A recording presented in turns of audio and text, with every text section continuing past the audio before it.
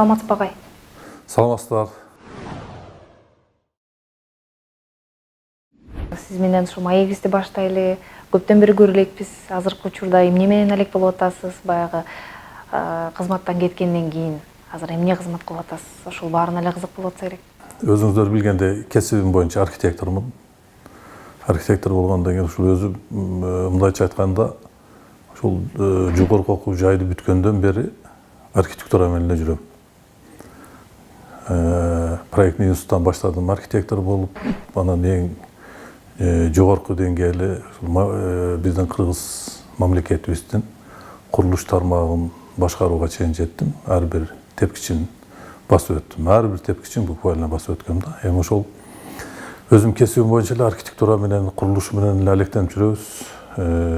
Ошол мамлекеттик кызматтан кеткенден кийин архитектура баягы долбоорлоо иштери менен алектенип жүрүп, анан барып бара-бара кичинекей коллектив чогулдук.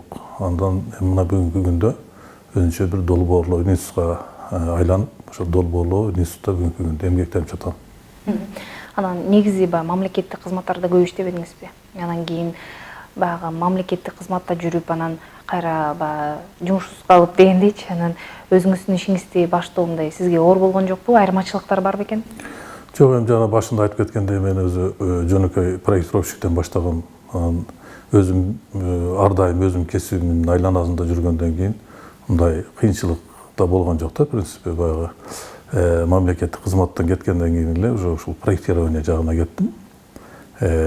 Архитектор балдар менен чогулуп, өзүчө бир группаны түзүп, проектный группа түзүп, ошол группа менен иштеп баштадык. Анан кийин барып айттым го, жана ушул бүгүнкү күндө уже толук кандуу долбоорлуу институт түзүлүп, специалисттердин баары бар. Жөнөкөй баягы жерди катмарын изилдөөчү инженерно-геологический изыскание деп коебуз. Ошол изысканиядан баштап архитектурасын, конструкциясын, инженердик маселелерин, баягы даже баягы охрана пожарный сигнализациясына чейин баарын жасап, сметасын жасап, анын эң негизги продукциянын баягы күзгүзүү болгондой дизайнына чейин, тойсумдай калганда детально баарын жасап, ушул имаратты башынан аягына чейин мындай орусча айтканда под ключ жасай турган деңгээлге ачып киргенге чейин жеттик. Мына ошону мен айтарым, мамлекеттик кызматтан кеткенден кийин менде особо мындай чоң бир депрессия болуп же бир жумушсуз калып калам деген бир коркунучдар болгон жок да. Себеби мен өзүм кесибим архитектор, ошол архитектура боюнча кеттик. Кудай буйрса, мына бүгүнкү күндө архитектурада менен эле жүрөбүз. Ошол эмне себептен сиз ушул жолду тандап алгансыз да? Же бирөө жарым кеңеш берди беле? Ачык айтыш керек, мен ушул өзүм да мектепте окуп жүргөндө архитектура дегенди башкача түшүнчүм да. Архитектура деген бир өзгөчө бир недосягаемый бир кесип катары көрүнчү да. А негизи мен өзүм жүрөгүмдө мектепте жүргөндөн баштап ушул художник болсомбу деген максаттарым бар эле да. Себеби мен бир тууган тайкем художник өзү. Анан ушул иштеп жүргөндөрүн, баягы картиналарын тарткандарын көрүп, баягы райондо иштеп жүргөндө художниктердин иштегендерин, алардын ошо бир өзүнчө творческий атмосфералар болот. Ошолорду көрүп жүрүп кызыккан ушул художник болсом деп жүрчүм да. Мындайча айтканда, баягы ата-эне деген ыйык эмеспи? Ата-эне ыйык, мен ата-энем мен ушул врач болуумду каалаган да. Себеби мен ата-энемдин бир жакын достору бар болчу. Ошол достору бирөөсү мугалим эле, бирөөсү ошол бир чоң кызматтарда иштеген киши болчу. Аналар ата-энем айта берген го дейм, ушул Каныбек врач болуш керек деп. Анан мен ата-энем врач болсоң деген мага көп ниеттерин айтышчы, каалоолорун. Анан мен 10 классты бүтүп, жаңы биринчи кадамды шилтегенде, баягы өзүнүн самостоятельный турмушка ушул медиумска келип тапшыргам. Эң биринчи. Баары келип таң калат болуш керек. Медиумска келип тапшырып, анан 2 экзаменден өттүм. 3-чү анан биологиядан өтпөй калдым. Ошентип кайра айылга барып, бирок чоң бир неме бар болчу, объединение, Кыргыз сельхозтехника деген объединение, ошол жерде художник болуп иштедим 1 жыл. Ошол мезгилде анан билдим архитектура деген эмне экенинчи. Себеби менин досторум архитектурага бир окууга өтүп, архитектура факультетке, Фрунзеде политехникалык институттун архитектура факультетинде архитектурада окуп, анан досторум менен барып көрүп, архитектура эмне экенин ошол күндөн анан менде кызыгуу болду да. Накты архитектура бул жакта турбайбы деп, анан ошол өзүм менен ошо заниматься этип баштадым да, сүрөт тартып. Сөзсүз түрдө архитектурага келгенде сүрөт тартыш керек. Мына бизде архитектура окуган көпчүлүк, биз менен чогуу окуган досторубуз вообще архитектурный факультетке келип тапшыргандардын көпчүлүгү художественный училищени бүтүп келип, художниктер келип анан архитектурага тапшырышат да. Анан баягы мышлениясы, фантазиясы бийик болуш керек, себеби ал жерде черчение маселеси чоң турат да. Анан эми тем более СССР мезгилинде, ал мезгилде талаптар аябай бийик эмес беле. Талап бийик. Бүгүнкүгө окшогон баягы электроника, компьютеризация дегендей, программа дегендер жок. Бүт барды кол менен гана жасайсың да. Ошол сүрөттү өзүнүн өзгөчө бир немелер, талаптар бар. Ошол талаптарына жооп бергидей кылып, тем более архитектурага тапшыргандар баягы гипстен жасалган элементтерди сүрөтүн тартат да. Обязательно башты тартат, анан бир архитектурный детальдарды, сүрөттөрүн тартат. Ушун бир жок дегенде 2 түр сүрөт тартылчу да. Ошол айтарым, мына архитектура бул деген ушул өзүнчө чоң чыгармачыл тармакта, өзүнчө бир творческое направление.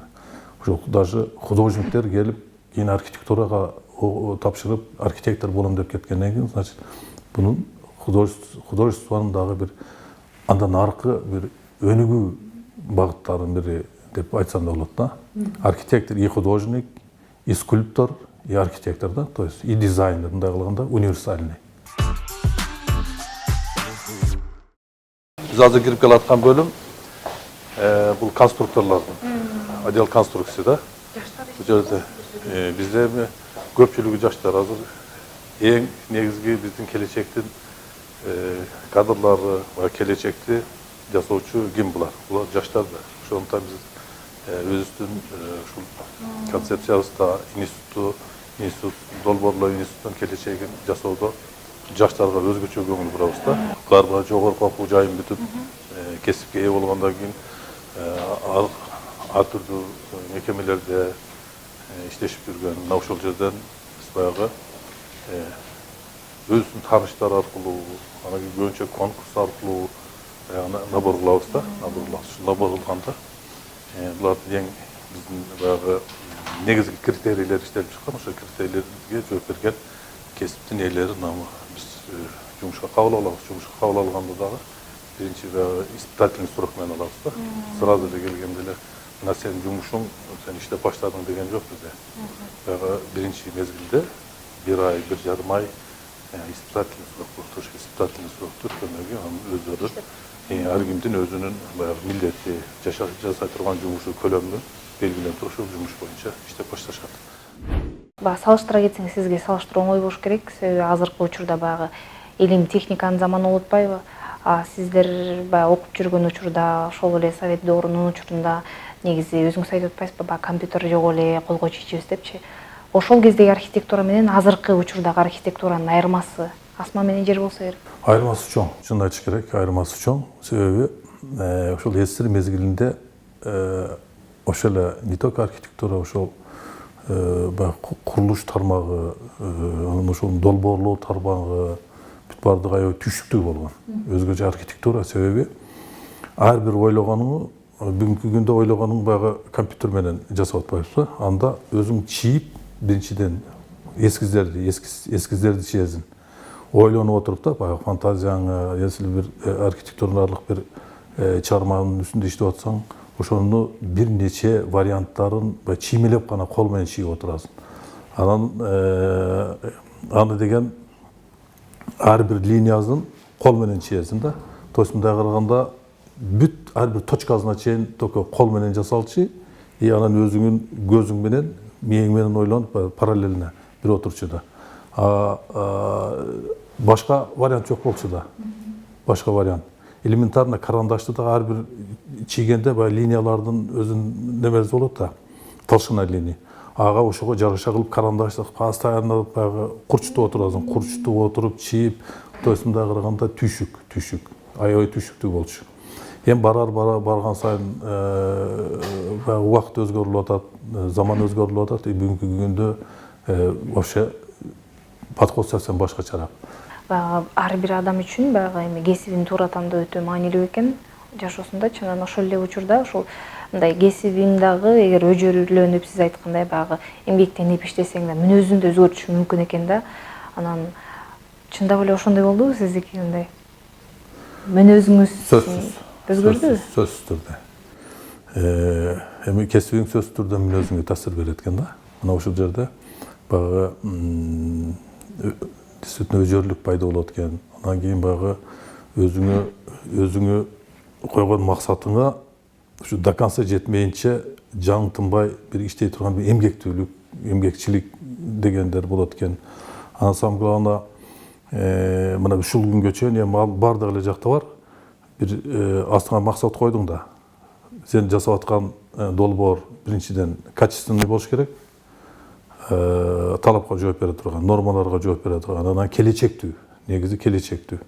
Себеби жасаган имараттын бир ал убактылуу эмес да 5-10 жылга жасалбайт. Биздики 100 жыл андан ары азыр история архитектура менен кирген имараттар бар. Ошолор канча жылдардан бери турат. Мына ошондой объектлерди жасоо үчүн астыңа максат коесуң.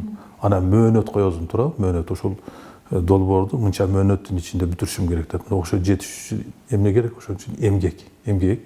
Анан самый главный пунктуальность. Ушул жоопкерчилик.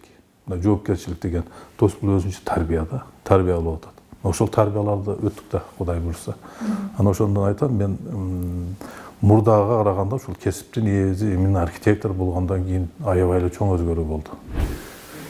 Бул бөлүм биздин архитектура бөлүмүбүз, архитекторлор бул жерде. Архитекторлор иштешет. Бул жерде көрүп атканыңыздардай ар бир архитектордун өзүнө бекитилген объектилерибиз бар да. Ошо ар биринин өзүнүн жумушун билет. Ким кайсы объектиде иштейт, кандай стадия, мөөнөтү кандай, сроктору, анан кандай требованиялар коюлган, ошол ар бир объектинин өзүнчө особый требованиялары болот.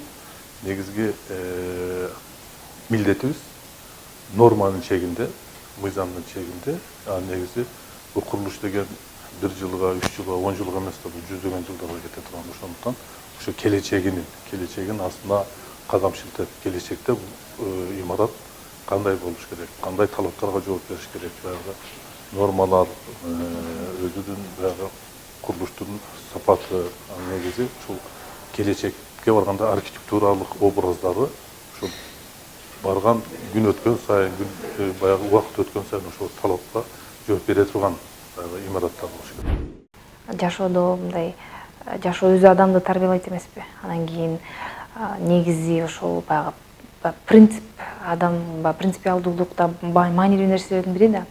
Анан сиз өзүңүз кайсы бир чечимдерди кабыл алууда же болбосо бар мамлекеттик кызматта иштедиңиз көп жыл. Анан ошол принципиалдуулукту канчалык карманасыз, тутасыз?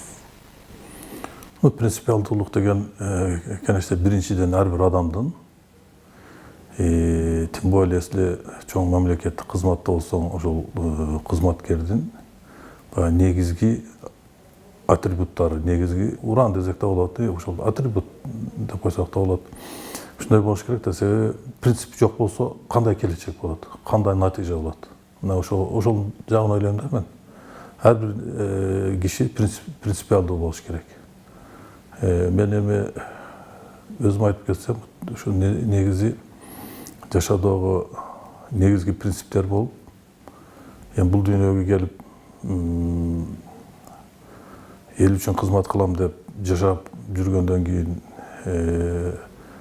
ушул бийик принциптерди койгон кишилердин биримин да мен деп эсептейм. Себеби жашоомдо эң негизги принциптер туура жол менен жүрүү, туура жол менен жүрүү. Анан кыргыз элине ак эмгегиңи тартуулоо.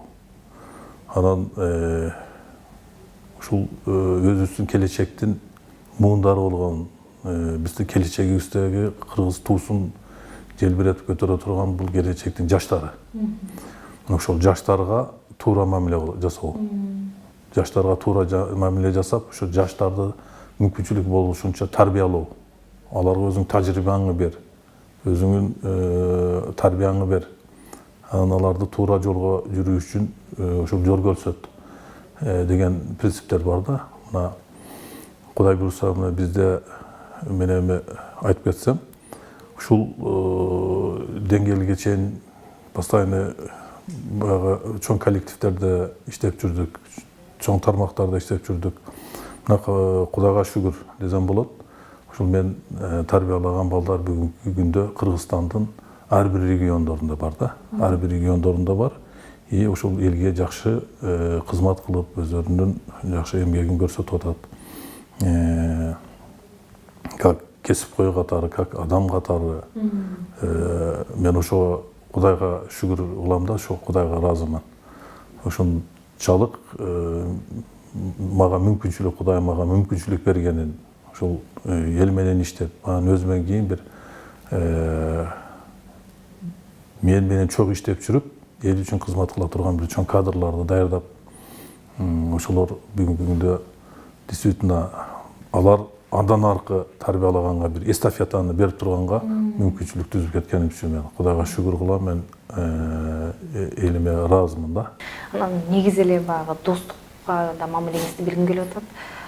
Достукка ошол мамиле кандай болуш керек экенин баягы көпчүлүк кээ бир адамдар андай менде деле болгон да, мисалы баягы кайсы бир учурда досторуң жанында жүрөт, кайсы бир учурда досторуң тескерисинче жок болуп калат дегендейчи. Болду бересизде ошондой? Эми конечно, мен Кудайга шүгүр досторум көп да, көп болгон. Анан өзүңүз айткандай да, элде дагы барбы, эми достун да досу бар дегендейчи. Элде да сөз бар да, ал сөз да бекерден эмес да. Эми достордун баары эле баягы дос боюнча калбайт экен да. Достордун ичинде бир момент келгенде, бир какой-то обстоятельстволор бир өзгөрүлүп кете турган достор да бар да. Алардын баарын Кудай буйруса баштан өткөрдүк го. Анан эми эң негизгиси ошол кандай киши болбосун, эсил досум деп жүрсөң, жүрөгүңдө ошол боюнча дос боюнча кала бериш керек да. Ал өзгөрүлдүбү? Өзгөрүлсө, значит ал ошондой деңгээлдеги киши. Анын деңгээли ошол. Ага капа болуунун кереги жок деп ойлойм. Эч качан капа болбош керек. Значит ал ошол жол менен кете атса, ошол жол менен дальше бара берсин депчи. На самом деле баягы өзүң дос катары өмүр бою жаныңда турган, жаныңда жүргөн достордон ар дайым эле бир поддержка же алардан бир жардам эмес. Дос катары баягы өзү общий баягы достун касиетин көтөрүп жүргөн, гана сенин жаныңда ишенген инсандар болсо, мына ошолор да достор. Эми достчулук ар түрдүү болуп кеткен. Жумуш мезгилинде бир кызматта иштеп атканыңда досторуң деген кайдан гана досторуң көбөйөт да, аябай көбөйөт досторуң. Анан кийин кызматтан кеткенде азаят. Мен мына ушуларды сезип, аны өзүнчө бир чоң анализ жасадым, Кудайга шүгүр кылып атам. Мына ушундай ситуацияга чыгарганда жакшы болду. Эми постоянно эле баягы жумушта жүрө берсең, кызматта жүрө берсең, баягы досмун деп жагыңда жалпалдап жүргөндөр досум деп жүрө берсең, кийин кызматтан келгенде ал 180 градус бурулат экен да. Аларды билбей жүрө бермексиң да. Мен жүрө бермекмин да. Мына кийин аларды билдим. Эми айттым, андайлар дагы болду. Тилекке каршы болду да. Жагында дос болуп кийин анан 180 градус бурулуп алып туруп башка тарапка кеткендер да болду. Көпчүлүгү айтат элем, мен ошол досторум дос боюнча жүрөбүз. Кудай буйруса, мен дос дегенди аябай ыйык инсан катары көрөм, сыйлайм, достчулук касиетти аябай мен бийик көтөрөм да, бийик көрөм. Рахмат. Ийгилик. Рахмат.